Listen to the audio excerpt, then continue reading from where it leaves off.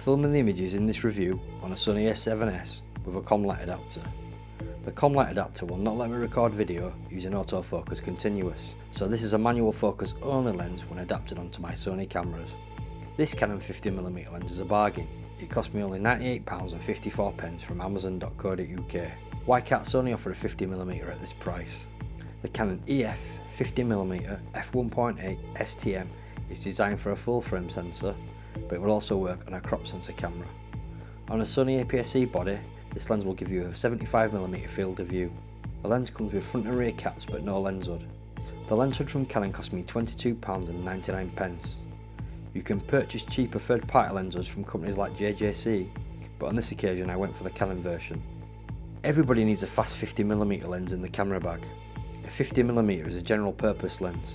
You can use a 50 for landscape, portraiture and everyday shooting. The f1.8 aperture is also great for low light image making. Unfortunately, this lens does not have image stabilisation, which is a shame.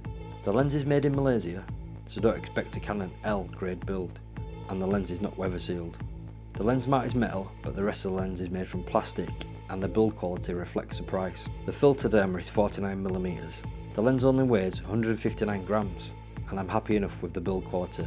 Unfortunately, the 50mm STM is a focus by wire lens, which means the focus system is not mechanically linked, and an electronic motor is used to focus the lens. You can only manually focus the lens when the camera is turned on. One issue with this lens is that the barrel doesn't retract when the camera is turned off. I'm not a fan of focus by wire, but it works well enough on this lens. The front element extends when focusing, but it doesn't rotate, so you can use a polarizer or any other rotatable filter. This 50mm does suffer from strong focus breathing. So how was the image quality of the Canon 50mm STM? At f1.8, the lens is sharp in the centre.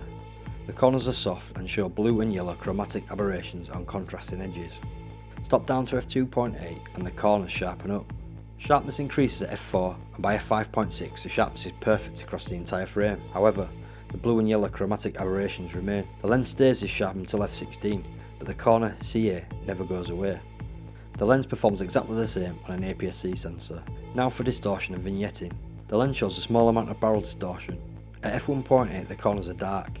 The vignette improves at f2.8 and is gone by f4. The barrel distortion looks far better on an APS-C sensor. The minimum focus distance is 35cm, so you can get close to your subject.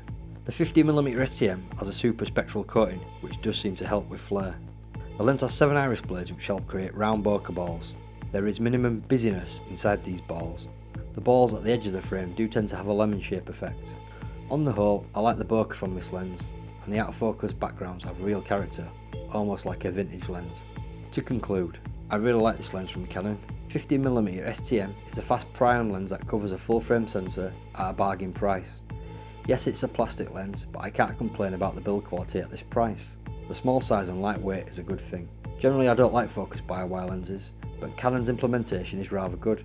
I do like the images from this lens, but shot wide open at f1.8, the images do tend to have a low contrast look, but so do most other fast 50mm lenses. The Canon 50mm STM comes highly recommended. Thanks for watching.